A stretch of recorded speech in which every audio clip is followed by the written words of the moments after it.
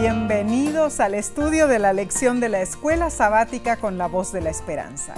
Te agradecemos sobremanera por acompañarnos, sea que nos estés viendo por televisión, YouTube, Facebook o nos estés oyendo por audio. Es impresionante los comentarios que recibimos y te invitamos a poner el comentario tuyo, de dónde nos estás acompañando. En esta ocasión, Omar, queremos y deseamos extender nuestro más caluroso saludo a todos nuestros hermanos y hermanas de Ecuador. Agradecemos todos esos mensajes y comentarios que recibimos de ustedes desde ese hermoso país. Les apreciamos y deseamos que Dios les bendiga ricamente. Bien. Esta semana repasaremos la lección número 7 para el 13 de agosto de 2022. Se titula Esperanza Indestructible. Cuando estudiamos la Biblia, recopilamos información para fortalecer nuestra fe. Claro que sí.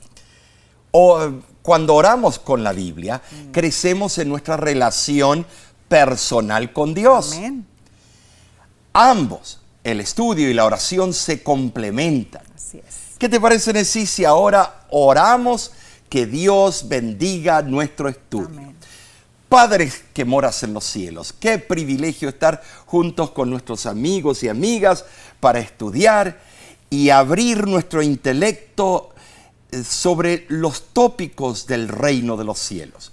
Utilízanos, danos la sabiduría. Nos encomendamos en tus manos, Padre Celestial. Y esto lo pedimos en el nombre de tu Hijo amado, Cristo Jesús. Amén. Amén.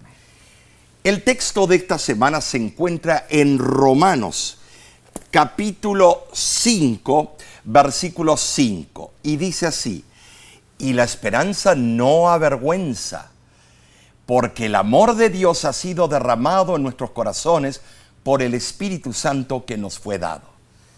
Como leímos, la esperanza cristiana no causa oprobio, o como se traduce en la Nueva Versión Internacional, la esperanza no defrauda. Pablo, al escribir esto, pudo haber tenido en cuenta el pasaje de Salmo 22, 5. Se dice así: se apoyaron en ti y no lo defraudaste. Esta no es una esperanza común y corriente que con frecuencia fracasa, sino la esperanza que se basa en la seguridad eterna y es sostenida por la presencia del Espíritu Santo en nuestro corazón. Gloria a Dios. Sin embargo, nuestra esperanza no se basa en nada que haya en nosotros mismos, hermanos, sino en la seguridad del inmutable amor de Dios. Amén. Así es. A su vez, esta certidumbre del amor de Dios nos induce a amar al Señor y a nuestro prójimo. Y esa experiencia de amor fortalece nuestra confianza y nuestra esperanza para el futuro. El amor de Dios por nosotros es la base de nuestra seguridad, de que la esperanza no causará la vergüenza de ser defraudados en ninguna manera. Dice también el versículo que el amor de Dios ha sido derramado en nuestros corazones. El Espíritu Santo derrama amor en nuestro corazón, testificando de Jesús. Y cuando contemplamos la gloria, la perfección y la benignidad de nuestro Salvador, somos transformados a su imagen, bajo la influencia del Espíritu Santo.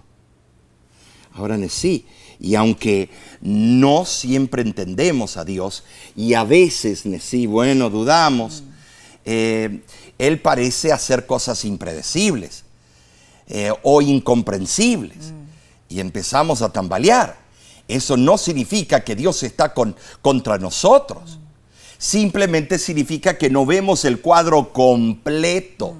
Pero aún así, luchamos con la idea de que para que tengamos paz, confianza y esperanza, Dios debe ser comprensible y predecible en sí.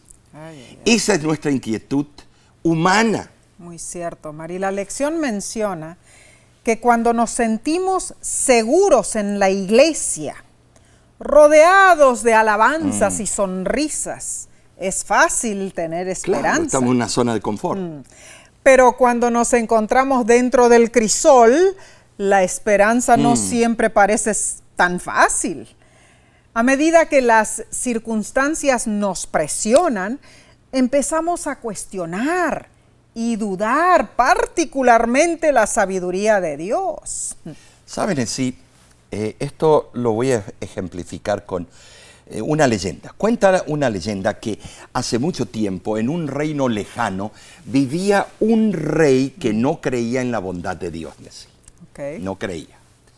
Sin embargo, tenía un sirviente que siempre le decía: oh rey, no te desanimes, porque todo lo que Dios hace es perfecto. Él nunca se equivoca. Un día el rey se fue de caza con su súbdito y un animal de la selva lo atacó y le arrancó el dedo meñique de su mano derecha. ¡Ay, qué escándalo! El rey, furioso, preguntó a su súbdito: ¿todavía dices que Dios es bueno? Si fuera bueno, no me habría pasado esto. El sirviente, muy calmo, respondió: oh rey, Dios es bueno, y quizás perder un dedo sea por su bien. Todo lo que Dios hace es perfecto. Él nunca se equivoca. El rey, indignado, ordenó que fuera encarcelado en el calabozo. Pasado un tiempo, el rey volvió a salir de caza y fue atacado, pero esta vez por una tribu muy temida porque hacían sacrificios humanos a sus dioses. Capturaron al rey para el ritual del sacrificio. El sacerdote indígena, al examinar a la víctima, observó furioso: este hombre no puede ser sacrificado, es defectuoso. Le falta un dedo.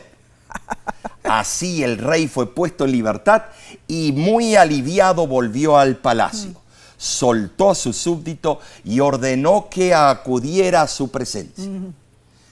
Al verlo le dijo: Dios fue muy bueno conmigo.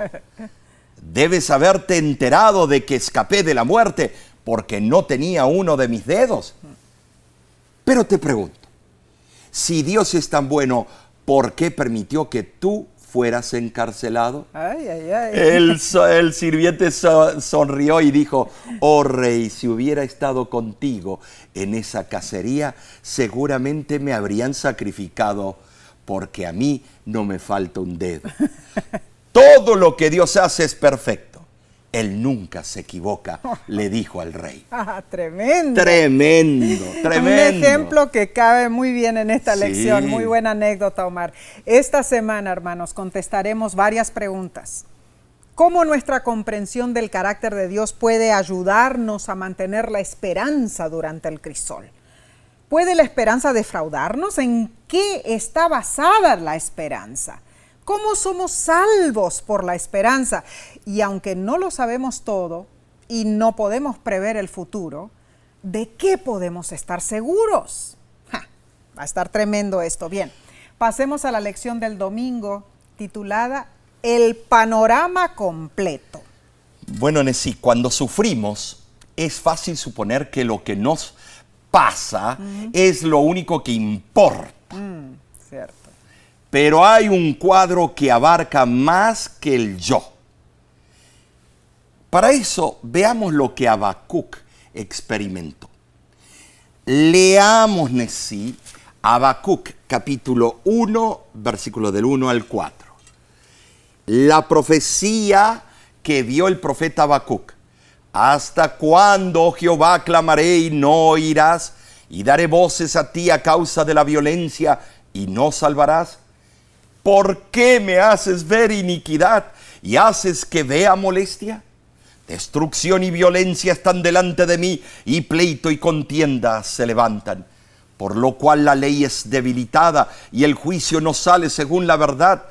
Por cuanto el impío asedia al justo, por eso sale torcida la justicia. Tremenda queja. Parece ser que está hablando de hoy en día.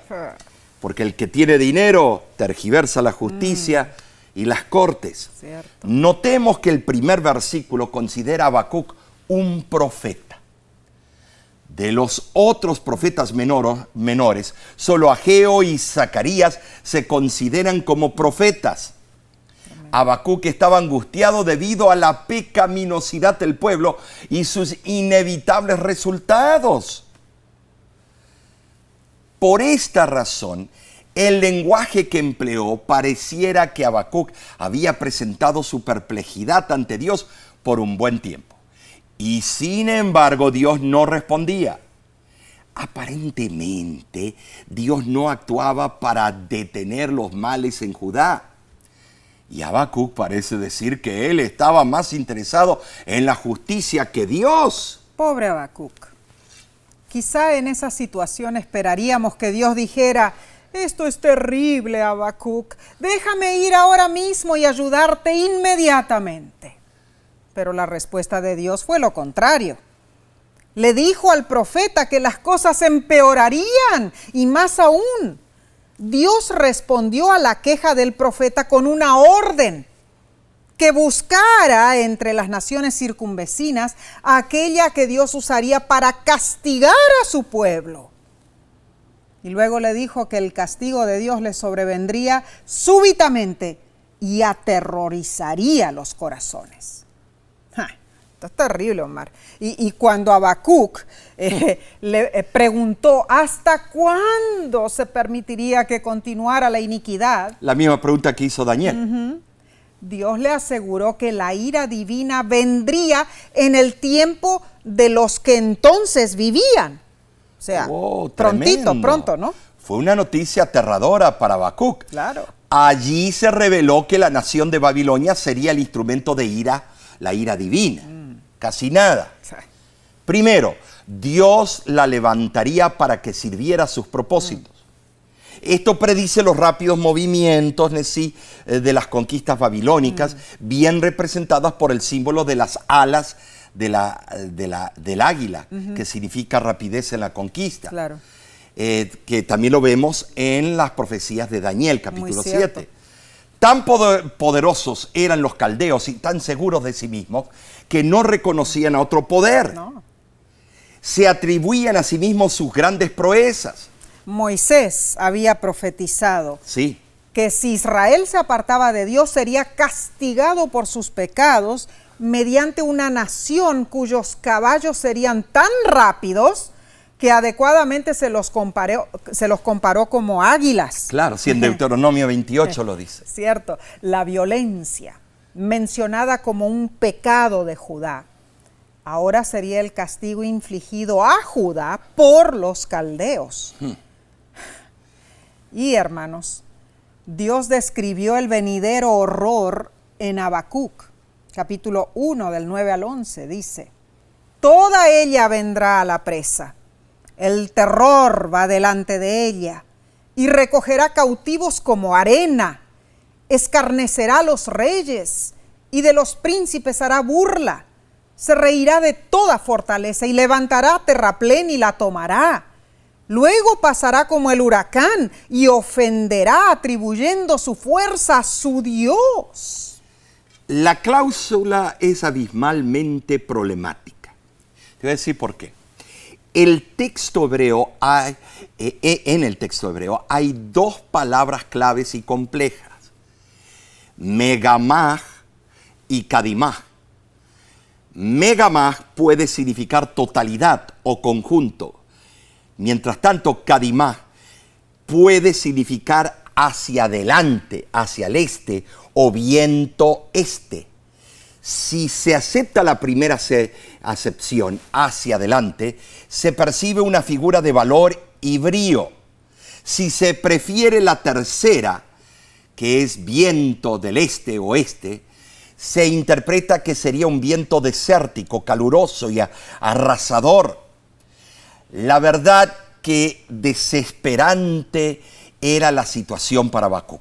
Y Habacuc estaba deprimido. Y claro, Habacuc se quejó.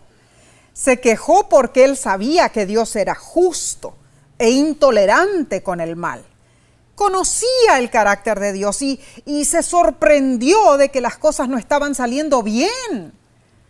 Lo que sucede es que como seres humanos debemos ver el cuadro completo. Y aun cuando no podemos verlo, debemos y podemos confiar en Dios y hacer preguntas. Sí, podemos hacerlo. Habacuc confiaba en Dios, pero no temió hacerle preguntas. Ahora, Hebreos capítulo 10, versículo 37, cita a Habacuc 2:3. Sí, es verdad. Porque el autor de Hebreos no tenía el Nuevo Testamento en sus manos, no había sido aún escrito. Tenía que sacar su información del Antiguo. Y allí da a entender que es una explicación mesiánica de la promesa de un cataclismo en el futuro. Con la misma certeza que la destrucción de Babilonia fue prometida, así será también con la destrucción de la Gran Babilonia. Apocalipsis 18:2, el mensaje del cuarto ángel. Habacuc estaba atrapado entre el gran mal que lo rodeaba y la promesa de Dios de que algo peor estaba por venir. Ahora sí, sin embargo, debemos de notar que así es precisamente donde nos encontramos hoy en la historia de la salvación. Todos los seres humanos y su iglesia.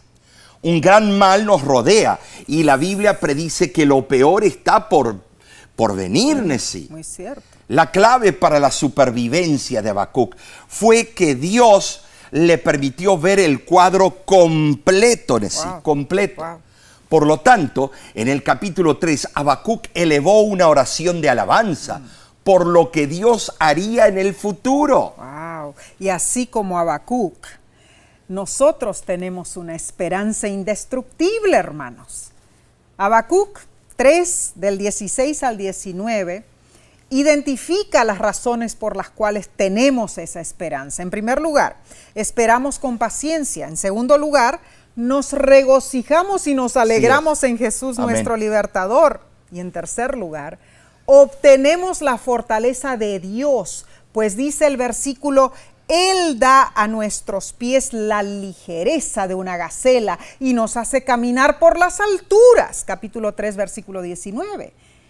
Esta es nuestra esperanza inquebrantable, que nos sostiene mientras esperamos que se desaten esas últimas escenas de las profecías. ¿Sabes, Nesí, que el apóstol y el escritor que más presta del libro de Habacuc, uno de los que más presta, fue Pablo? Tremendo. Pablo lo tremendo. utilizó en el libro de Romanos, Claro. para la justificación por la fe. Increíble. La verdad, este estudio está fascinante y vamos a seguir con esta bendecida lección después de estos pocos segundos. Volvemos enseguida, no te vayas.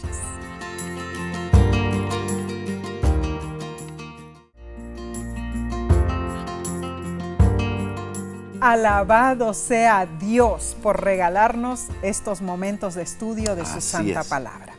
Gracias por acompañarnos. Pasemos a la parte del lunes 8 de agosto titulada ¿Quién es nuestro Padre? La lección menciona una cita que escribió el evangelista Oswald Chambers que dice: ¿le has estado preguntando a Dios qué va a hacer? Él nunca te lo dirá. Dios no te dice lo que Él va a hacer. Él te revela quién es Él. Wow, tremendo. Tremendo lo que dijo este Cierto. evangelista. La tragedia de Job tiende a indignar a muchos, hermanos. Cierto. Perdió todo excepto su vida y su esposa. Y ella le sugirió: maldice a Dios y muérete. Job 2:9. Tremendo. Sus amigos intentaron averiguar el porqué de todo. Y Job no se quedó callado. Presentó su situación ante Dios con mucha emoción. Cierto. ¿Sabes, Nesí? Confiaba en Dios y sabía que no sería rechazado sumariamente, Nesí. No. Que Dios le explicaría lo que estaba pasando. Así confiaba. Entonces habló con Dios, sin duda con reverencia, pero como a un amigo, porque conocía y confiaba en Dios. En realidad, Dios permaneció en silencio. Pero de repente, en Job 38 dijo, ¿quién es este que oscurece mis planes con palabras sin sabiduría? Job 38:2. Dios formuló preguntas asombrosas. Te invitamos a abrir tu Biblia y analizar los capítulos 38 y 39 del libro de Job. Después de la última pregunta divina, Job, muy preocupado, respondió, yo soy indigno. ¿Cómo puedo responderte? Mi mano pongo sobre mi boca. Y Dios expuso otro conjunto de grandes preguntas. Ahora notemos que en medio de toda la nesciencia, Dios nunca respondió a ninguna de las preguntas del por qué. Dios más bien pintó un cuadro de su incomparable grandeza, revelada a través de las asombrosas obras de creación. Después de eso, Job ciertamente no necesitó otra respuesta. La necesidad de explicaciones había sido eclipsada por el cuadro abrumador de la magnificencia de Dios. Y ahí fue, Omar, cuando Job en realidad se expresó adecuadamente. Y entonces leo de Job capítulo 42, versículos del 1 al 6. Dice, respondió Job a Jehová y dijo, yo conozco que todo lo puedes y que no hay pensamiento que se esconde de ti. ¿Quién es el que oscurece el consejo sin entendimiento? Yo hablaba lo que no entendía, cosas demasiado maravillosas para mí que yo no comprendía. Oye, te ruego y hablaré. Te preguntaré y tú me enseñarás. De oídas te había oído, mas ahora mis ojos te ven. Por tanto me aborrezco y me arrepiento en polvo y ceniza. Qué confesión de fe Hermoso. Extraordinaria. Wow. Yo cuando llegue al cielo quiero conocerlo en persona. Amén. Y hacerle preguntas. Qué increíble, ¿no es cierto? Job reconoció los límites de su sabiduría. Así fue. Sus conclusiones estaban basadas, en la ignorancia humana. Por lo tanto, a pesar de su sinceridad, estaba equivocado. Claro. Cuán inadecuado resultó su conocimiento parcial, Nessie, cuando brilló sobre él la luz de una verdad mayor. Cuando Job presentó sus quejas, su razonamiento le parecía irreprochable. Creía que su actitud estaba ampliamente justificada.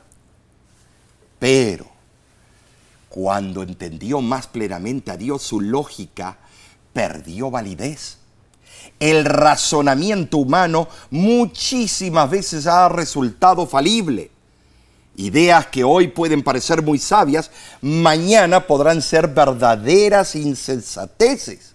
¿Cuán cierto es esto? Esta historia de Job revela una paradoja fascinante. Instintivamente, como seres humanos, tratamos de encontrar consuelo sabiendo todo. Y por eso solemos desanimarnos cuando no lo logramos.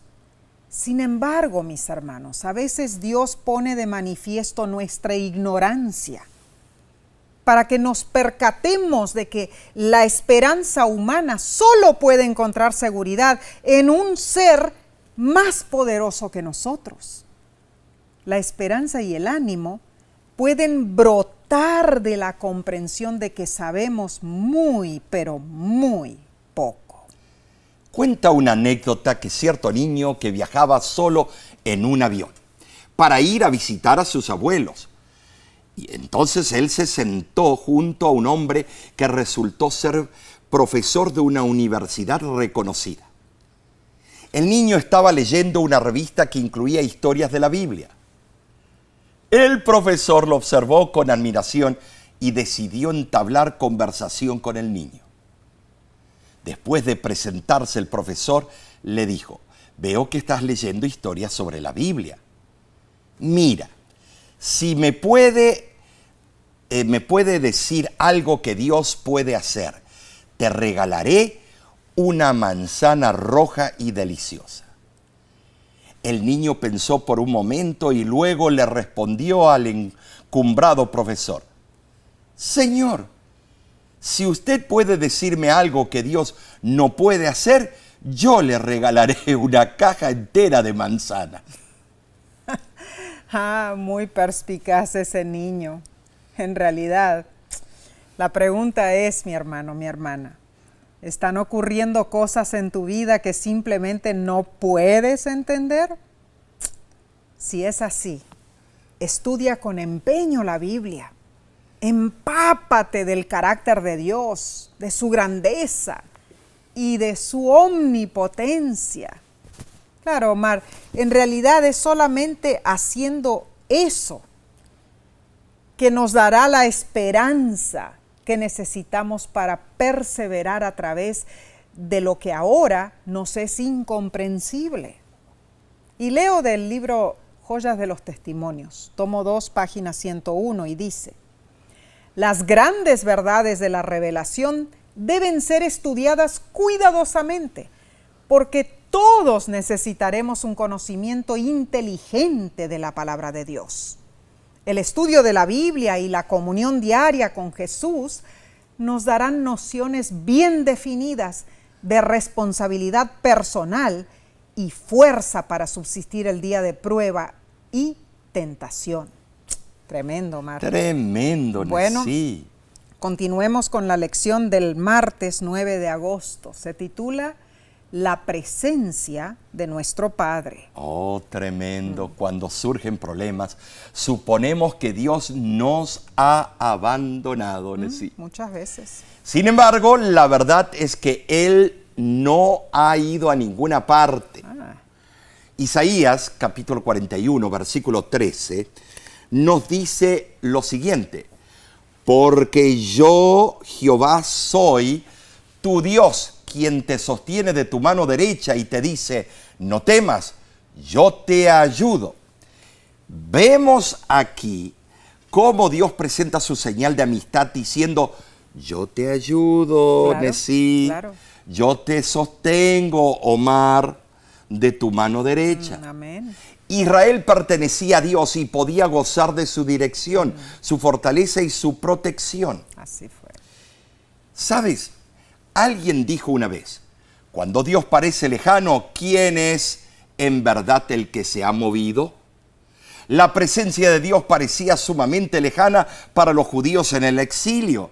Sin embargo, ellos se habían alejado de Dios. Aún así, Él les aseguró liberación. Y aunque el regreso de ellos a Jerusalén todavía quedaba muchos años en el futuro, Dios deseaba que su pueblo supiera que Él no se había apartado de ellos y que había razón para tener esperanza en Él. Es que Israel pertenecía a Dios por el derecho de elección divina. ¿Para qué? Para ser su representante escogido en la tierra. Dios no los había desechado a pesar de sus pecados, a pesar de que ellos se habían alejado de Dios. Isaías hizo resaltar esta idea vez tras vez. Uno de los cuadros más poderosos que podemos imaginarnos al leer Isaías capítulo 41, versículo 13, es que el Dios soberano del universo dice que su pueblo no tiene por qué temer, porque Él es quien lo toma de su mano derecha. Una cosa es imaginar a Dios magistralmente guiando los eventos en la tierra desde un gran trono a años luz de distancia de nuestro planeta. Pero es algo completamente diferente percibir a Dios como alguien que está lo suficientemente cerca como para sostener nuestra mano. La lección te da una tarea. En los próximos días intenta este experimento. En cada momento posible trata de recordar que el Dios del universo está lo suficientemente cerca de ti. como para tomarte de la mano y personalmente promete ayuda. Entonces, gloria a Dios por darnos esta seguridad. Amén. Amén. Cuando estamos ocupados, llenos de preocupaciones, enfrentando problemas y luchas, cuando los crisoles de la vida son angustiantes, puede ser difícil creer que la presencia de Dios está cerca, muy cerca de nosotros. Pero cuando recordamos que Él es Emmanuel, Dios con nosotros, entonces recordamos la gran diferencia. Claro que sí. Entonces, cuando la presencia de Dios está con nosotros, también lo están sus propósitos, sus promesas y su poder transformador. La presencia de Dios puede envolver nuestra vida, y cuando la presencia de Dios se manifiesta, la apreciamos. Su presencia es tangible. Podemos sentirla, verla, oírla en el ámbito espiritual. Cuenta la historia que un joven padre quedó viudo con la responsabilidad de criar a su hijito pequeño. Al volver a su casa desde el cementerio, el padre, envuelto en tristeza, decidió que se fueran a dormir temprano. Y mientras yacía en la oscuridad llorando desconsolado, el niño rompió el silencio desde su cama y preguntó: «Papi, papi, ¿dónde está mami?». El padre se levantó y llevó al niño a la cama con él, pensando que de esa manera se iba a aquietar. Pero el niño seguía intranquilo con sus preguntas. «Papi, ¿por qué no está mamá con nosotros? Papi, ¿cuándo va a volver mamá?». Y el joven padre, con corazón destrozado, guardaba silencio. No sabía cómo contestarle a su hijito. Finalmente el niño le dijo: «Papi, está bien si no me quieres contestar ahora, pero si tú estás aquí al lado mío y tu rostro está hacia mí, yo creo que puedo irme a dormir». Y en pocos minutos el niño quedó dormido. El padre, en lágrimas, entonces elevó una oración y dijo: «Oh Dios mío, no entiendo cómo puedo sobrevivir esto. El futuro se ve miserable para mí, pero debo ser fuerte. Mi hijo esta noche me enseñó una gran lección. Padre Santo, si tú te mantienes a mi lado, con tu rostro hacia mí, yo sé que de alguna manera podré pasar esta gran prueba». No hay duda. Es una bendición tener la seguridad de la presencia de Dios en nuestras vidas. Leo del libro Nuestra elevada vocación, página 319. En todo tiempo de dificultad y confusión, Dios es un refugio seguro para su pueblo. A la sombra de su protección pueden seguir su camino con seguridad. En la aflicción asignada para purificarlos, el poder del Evangelio debe ser su consuelo. Encuentran fortaleza en su palabra perdurable. Amén y amén. Hermano, hermana, la presencia de Dios nunca te abandona. Su rostro está siempre hacia ti. Ay, Omar, qué preciosa seguridad tenemos de nuestro Padre Celestial. Gloria a Dios. Y esa historia fue sí, muy relevante. Me imagino la angustia que pasaba ese pobre hombre, ¿no es cierto? Pobrecito. Pero que el niño, en su pequeñez, en su, bueno, en la manera que él trató la situación, yo creo que él presintió la angustia que estaba pasando el papá, ¿no? Y decirle: «Papi, solamente si tú me miras, si estamos aquí el uno con el otro de manos dadas y tú mirándome a mí, yo me puedo ir a dormir tranquilo», ¿no es cierto? ¿No es cierto? Hermanos, nada podrá separarnos del amor de Dios. Es maravilloso saber que podemos sentirnos seguros, tomados de la mano de Dios, hermanos. No dudemos de esto.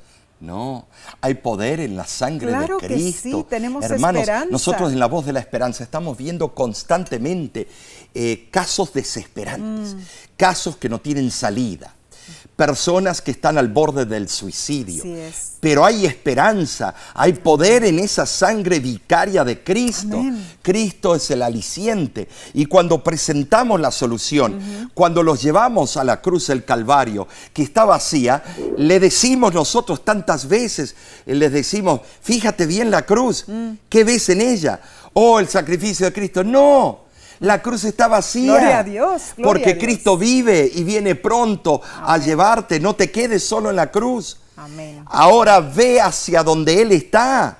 Claro que sí. Es una maravillosa promesa. Confiar en el Señor. En unos pocos segundos daremos seguimiento con la lección del miércoles. Continuemos estudiando juntos. No te vayas.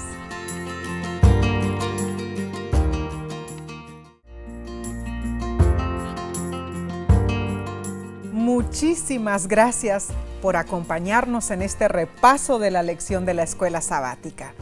Para entender más sobre lo que estamos estudiando, pasemos a la parte del miércoles 10 de agosto titulada Los planes de nuestro Padre para nosotros.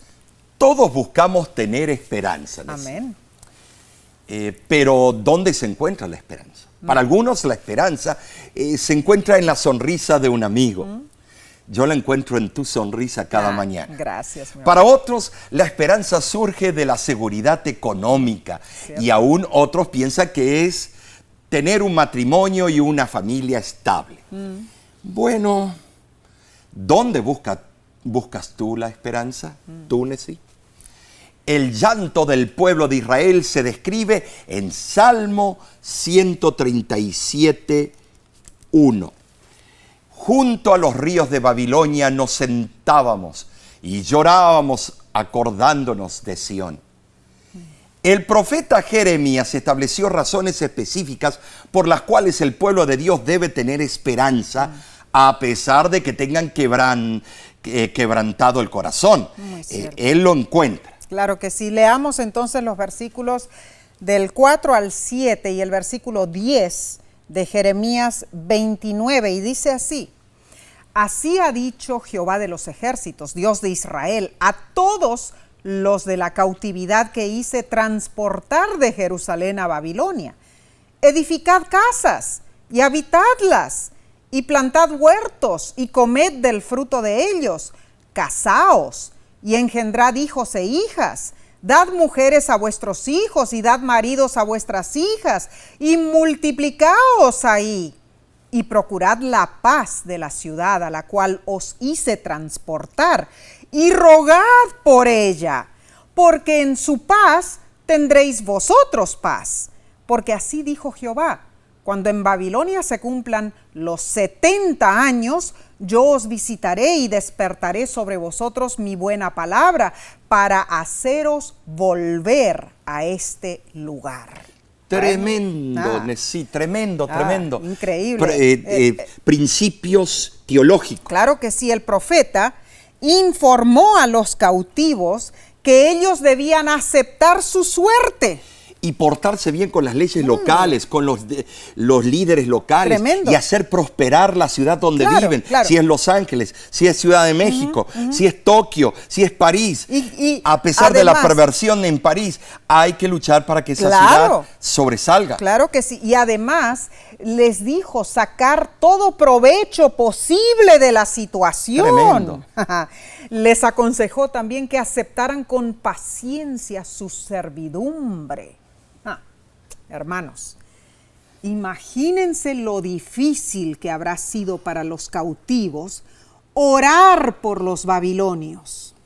Naturalmente guardaban resentimiento contra sus conquistadores, ¿no es cierto? Y para colmo, negando la ilusoria esperanza de que el destierro sería corto, Dios afirmó que su pueblo estaría cautivo durante 70 años, o sea que una generación no lo iba a ver. Cuando se pronunció este mensaje ya habían transcurrido unos 10 años de los 70. Ahora, notemos que la condición de los judíos en Babilonia en el tiempo del retorno del cautiverio fue mejor en cuestión material y económica que la de los otros esclavos o prisioneros. ¿Sabes, Nesí? En los libros de Esdras y Nehemías se ve claramente esa situación, cómo los cautivos de Judá gozaron de tolerancia y el favor de los monarcas persas también. Cierto. La vida de Daniel prueba hasta qué punto pudo ascender un judío en las esferas gubernamentales de Babilonia. Wow. Recuérdate que Babilonia, el lugar de los caldeos, es de donde vino Abraham, la nación judía. Muy cierto. Y fue a causa de esa situación favorable que muchos de los judíos cautivos no regresaron a su país natal cuando se les concedió la oportunidad de volver. Ya tenían sus negocios. Claro. Sin embargo, el verdadero bien que Dios deseaba para los cautivos era su restablecimiento en la tierra prometida y su plena restauración a los privilegios del pacto. Muy cierto, Omar, muy cierto. Bueno, la verdad es que con favores o sin favores, habrá sido terrible estar en la condición de ser cautivos. En estos versículos, hermanos, los que leímos, hay 3 fuentes importantes de esperanza que valen la pena destacar. Primero, Dios le dijo a su pueblo que no debían perder la esperanza porque su situación no era fruto de casualidad o un mal impredecible. Dios dijo: yo he llevado a Judá al destierro desde Jerusalén a Babilonia. Pero aunque el mal parecía rodearlos, el pueblo nunca fue abandonado por Dios. La segunda razón por la cual Dios le dijo a su pueblo que no debía perder la esperanza, fue la seguridad de que Él podía obrar, incluso dentro de sus presentes dificultades. Dios les dijo que oraran por la ciudad de la cual habían sido exiliados, pues si esa ciudad prosperaba, ellos también prosperarían. Y la tercera razón por la cual Dios le dijo a su pueblo que no debía perder la esperanza fue porque Él pondría fin a su destierro después del tiempo específico de 70 años. Aquí vemos claramente un proceso. Después que Dios explicó a su pueblo cómo Él estuvo a cargo de su pasado, cómo Él está a cargo de su presente y cómo Él estará a cargo de su futuro, entonces Dios transmitió su tierno cuidado por ellos.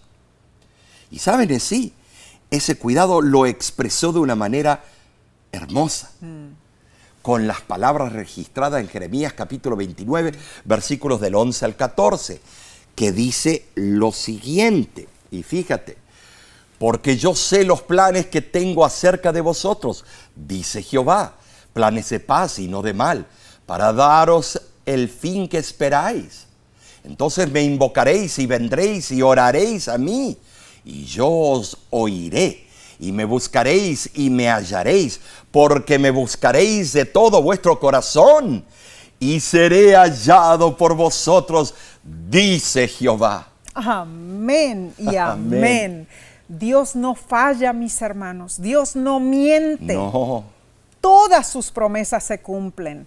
No pienses en cuándo o cómo sucederán, porque en el momento que menos esperes, Dios hará maravillas en tu vida. Solo confía. Confía en que todo lo que Dios tiene para ti es de bien. Te traerá paz y te llenará por completo. Te invitamos, lee nuevamente Jeremías 29:11. Pero personifícalo con tu nombre, como si Dios te estuviera haciendo estas promesas personalmente, y aplica estas promesas para ti en cualquiera que sean tus luchas actuales.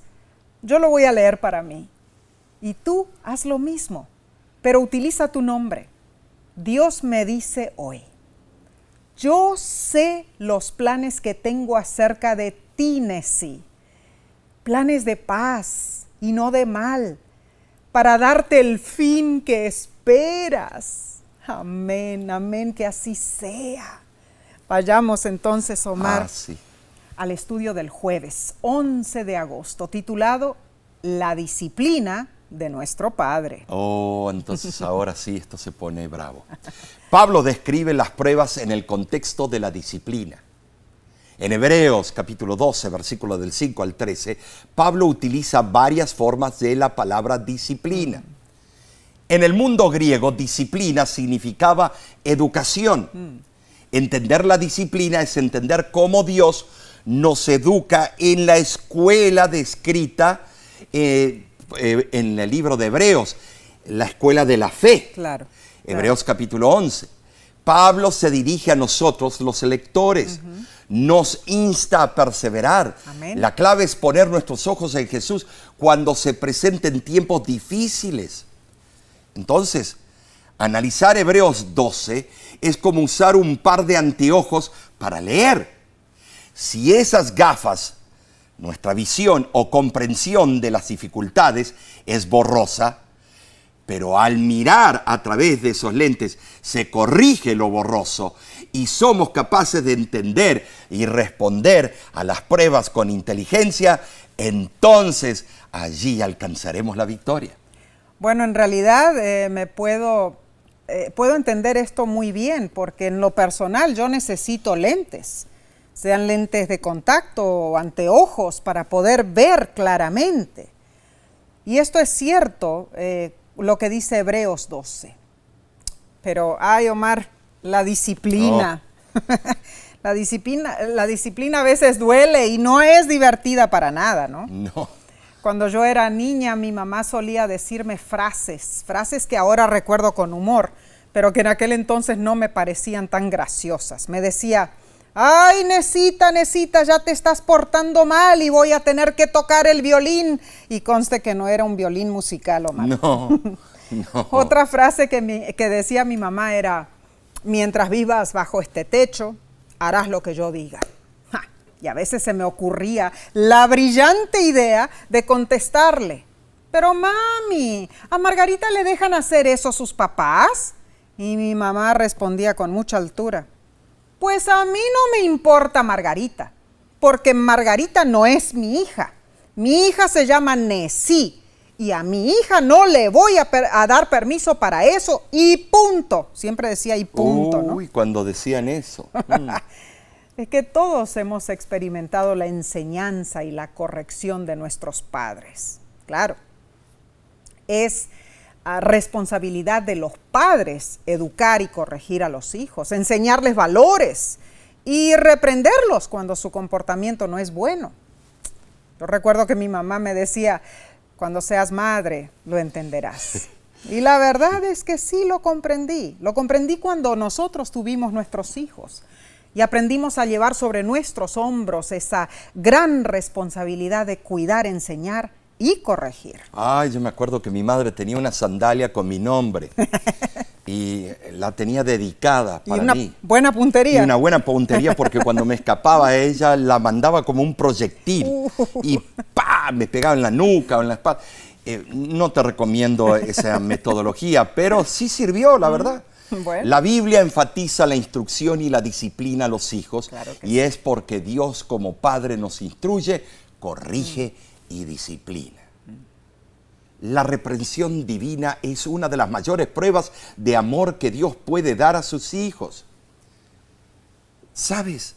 En un estudio personal te invito a leer Hebreos capítulo 12, versículos del 1 al 13, y te voy a decir por qué.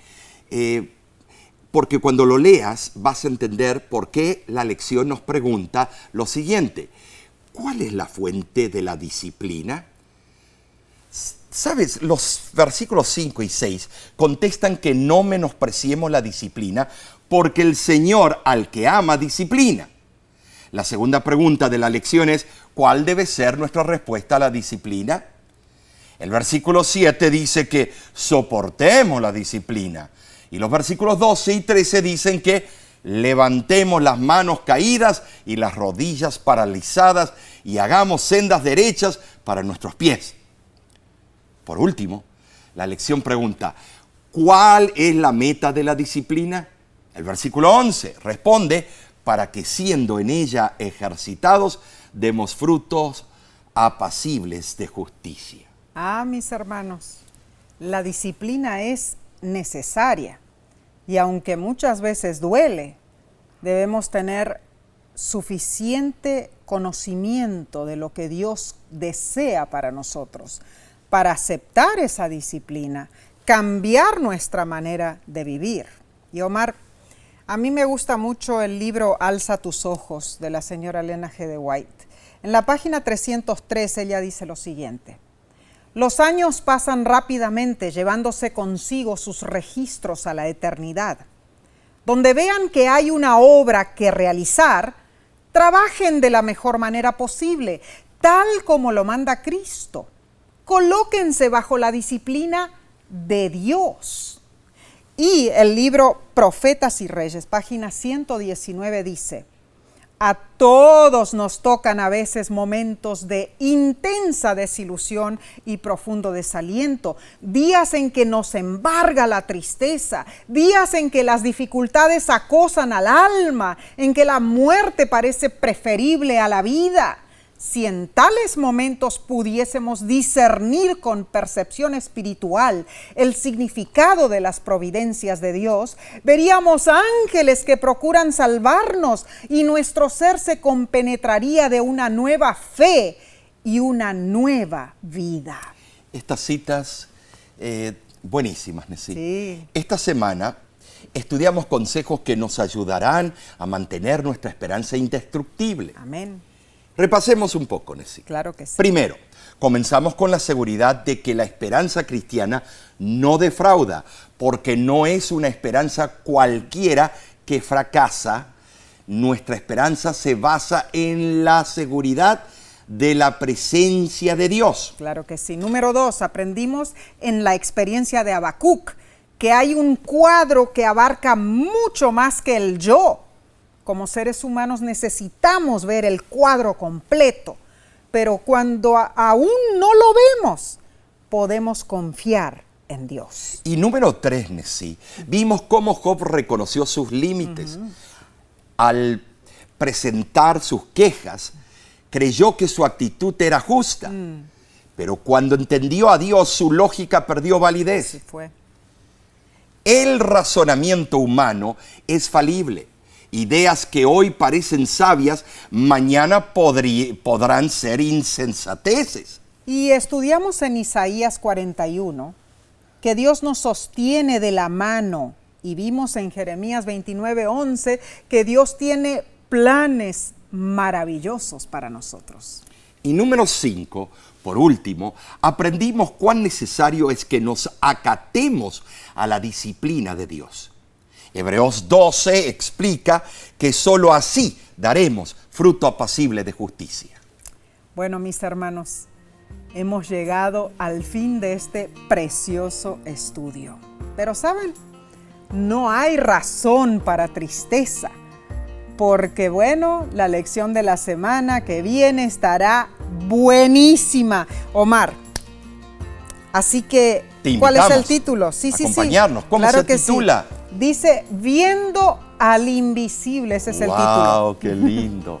Si no lo has hecho, comparte este estudio con tus seres queridos y suscríbete al canal de YouTube de La Voz de la Esperanza y ponle like que te gusta. Claro que sí, también. Y pon tu opinión. Claro, escribir las opiniones, decirle a tus hermanos, a tus hermanas que estás orando por ellos, compartir tu fe con tus amigos, con tus amigas, con tus hermanos allí en las redes sociales. Ahora, es muy Nessie, importante. nos llegaron algunas peticiones de cómo pueden ayudar para que este ministerio siga adelante predicando con este ímpetu. Bueno, para tener más información y tener esa opción de apoyar al ministerio de La Voz de la Esperanza, pueden ir a la página www.lavoz.org y allí hay opciones para conocer todo lo que es nuestro ministerio. Y lo que ofrecemos, claro estudios que bíblicos, claro que sí. Ofrecemos tanto material rico